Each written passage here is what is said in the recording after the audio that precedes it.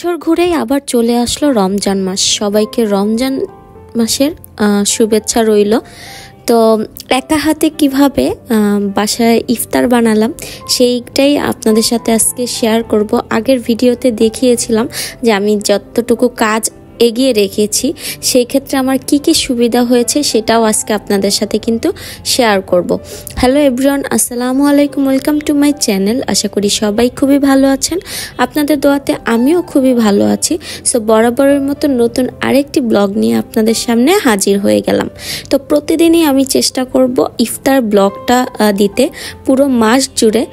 তো আপনারা আমাকে অবশ্যই সাপোর্ট করবেন, তাহলে সত্যি আমি কিন্তু পুরো মাসের ভিডিও দেওয়ার অবশ্যই চেষ্টা করব।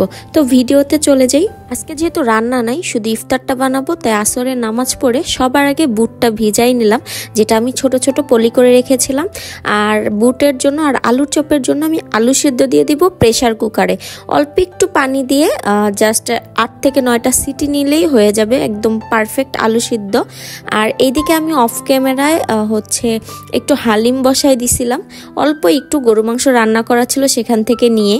তো এখন হচ্ছে আমি বেসনটা আগে প্রিপারেশন করে রাখবো। হাতে আমার মাত্র 1 ঘন্টার মতন আছে, এটার মধ্যে আমার হচ্ছে সব ইফতার টিফতার বানিয়ে রেডি করতে হবে।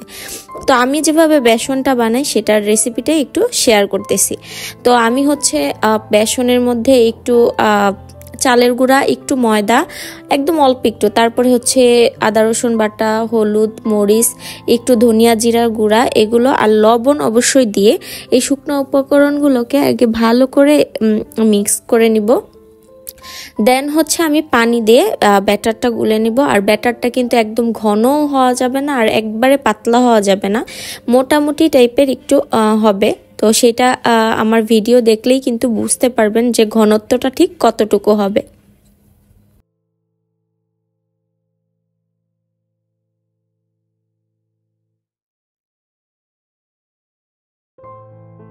তো এই তো আমার হচ্ছে বেসন রেডি। এরপরে হচ্ছে আমি পেঁয়াজুটা বানাবো। যে পেঁয়াজুর হচ্ছে মিক্স ডালটা আমি কিন্তু আগেই গুঁড়া করে রেখেছিলাম, যার কারণে আমার কিন্তু অনেক সুবিধা হয়েছে।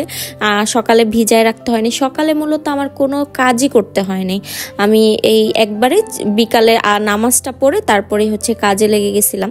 তো তারপরে হচ্ছে এটার মধ্যে আমরা পেঁয়াজু বানাতে যা যা ব্যবহার করি, কাঁচামরিচ, পেঁয়াজ, তারপরে হচ্ছে একটু ধনিয়া পাতা দিছি। আর এখানে বেরেস্তা দেইনি, কারণ এমনিতেই পেঁয়াজটা বেশি ভাজা হবে, সো বেরেস্তা দিলে তিতা লাগবে। তাই কাঁচা পেঁয়াজটা দিয়ে একটু পানি দিয়ে আমি খুব ভালো মতন মিশাই নিছি। দেন এটা কিন্তু খুব সুন্দর করে ব্যাটারের মতন হয়ে গেছে। আপনারা ততক্ষণ মিক্সড করতে থাকবেন যতক্ষণ দেখবেন যে বড়ার শেপ দিতে পারবেন কিনা, এরকম দেখে নিলেই হবে। তো আমি দেখতেছিলাম যে শেপ দিতে পারবো কিনা, তখন দেখছি যে হ্যাঁ হয়ে গেছে, তখন আমার কিন্তু পেঁয়াজের ব্যাটারও রেডি। ওদিকে আমি হচ্ছে বেগুনির জন্য বেগুনও কেটে নিয়েছি। এরপরে হচ্ছে রান্নার পর্বে চলে যাচ্ছি। আমি প্রথমে হচ্ছে বুটটা বাগার দিয়ে নিব। আর এই ক্ষেত্রে হচ্ছে আমার বেরেস্তাই ছিল করা, সো আমার কিন্তু পেঁয়াজও কোনো কাটতে হয় নাই। আর এখানে আমি একটু হলুদ, মরিচ, তারপর ধনিয়া জিরার গুঁড়া আর একটু লবণ আর একটু আদা রসুন দিয়ে অল্প একটু কষিয়ে নিয়েছি এটাকে। এরপরে হচ্ছে এটার মধ্যে আমি ওই বুটটা দিয়ে দিয়েছি। এটা যদি নাও খুলে বরফ হয়ে থাকে তাও কোনো সমস্যা নেই, ওইভাবেই দেওয়া যাবে, কারণ একটু পানি দিলেই পরে এটা হচ্ছে খুলে যায়। তো এরপরে হচ্ছে যে আমি আলু সিদ্ধ করে রেখেছিলাম, ওইখান থেকে একটা আলু ম্যাশড করে এটার মধ্যে দিয়ে দিব। আর হচ্ছে একটু পানি দিয়ে দিব। আমরা নর্মালি বুট এইভাবেই রান্না করি। তো এখন জাস্ট একসাথে মিক্সড করে পানিটা পুরো ট্রেনে একদম মাখা মাখা হয়ে গেলে কিন্তু আমার বুটটা রেডি। এটা করতে সর্বোচ্চ 5 থেকে 7 মিনিট লাগবে। লাস্টে একটু ধনিয়া পাতা দিয়ে রেখে দিচ্ছি, জাস্ট একটু পরে উঠায় নিব। তার আগে আমি হচ্ছে একটু আলুটা আরেকটা যেটা রয়েছে ওইটা ম্যাশড করে নিই। এটা হচ্ছে আমি এখন আলুর এই যে আলুর চপ বানাবো ওইটার প্রিপারেশনটা করে নিতেছি। একটার পর একটা করতেই আছে আসলে, যেহেতু অল্প টাইম আছে।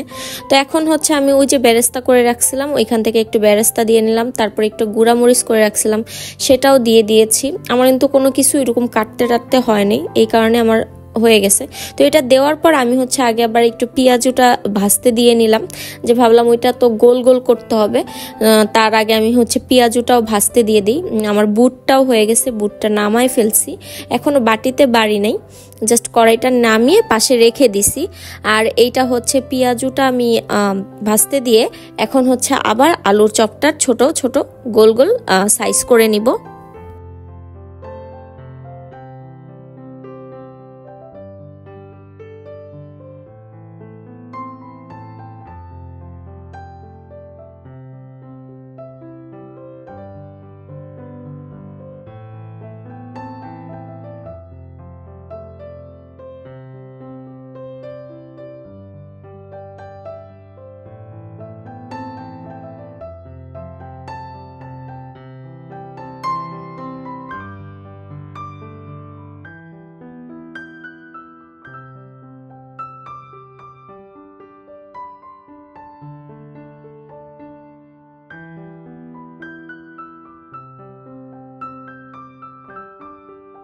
তো এই তো আলুর চপের আমার ছোট ছোট করে করা শেষ, সাইজটা একদম ছোট ছোটই করে রেখেছি। আর এইদিকে তারপরে হচ্ছে আমি বুটটাও একটা বাটিতে বেড়ে নিতেছি।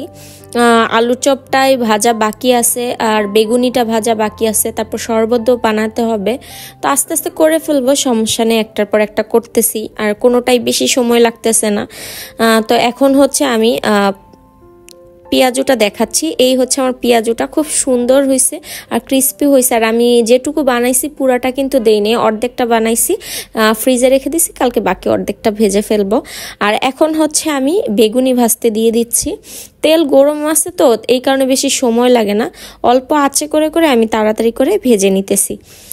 বেগুনিটা একদম লাল করে ভেজে নিব, তাহলে সুন্দর ক্রিস্পি হয়। অনেকে দেখা যায় অল্প ভাজে, এটা আপনার উপরে ডিপেন্ডেন্ট, আপনি যেটুকু ভাজা খাবেন সেরকম করে ভেজে নিলেই হয়ে যাবে।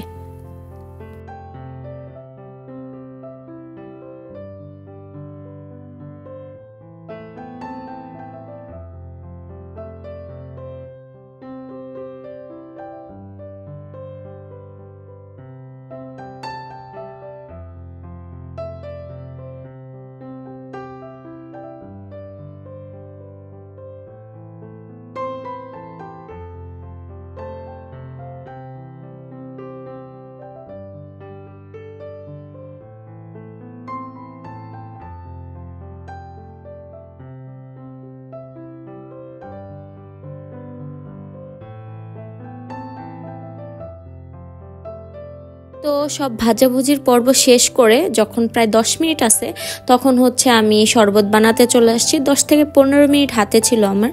তো আমরা হচ্ছে 2 পদের শরবত বানাবো, একটা হচ্ছে রুহাবজা আর একটা ছিল ট্যাং।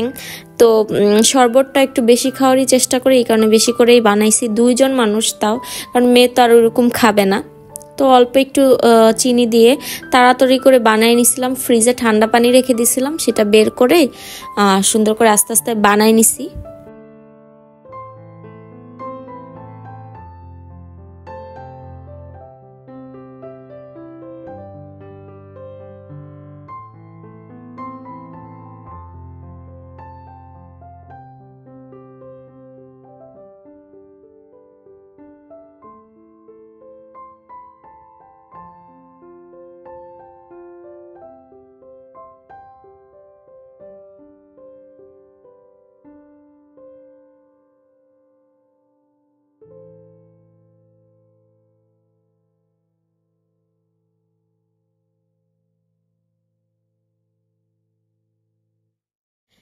তো এই যে আমার আলুর চপ, যেটার শুটটা আসলে নেওয়া হয়নি, লেট হয়ে গেছিল দেখে, আর বেগুনি পেঁয়াজ এগুলো তো দেখিয়েছি। আর এই যে শরবত আর মুড়ি বুট, একদমই সিম্পলভাবে ইফতার করব, কারণ আমরা বেশি খেতে পারি না।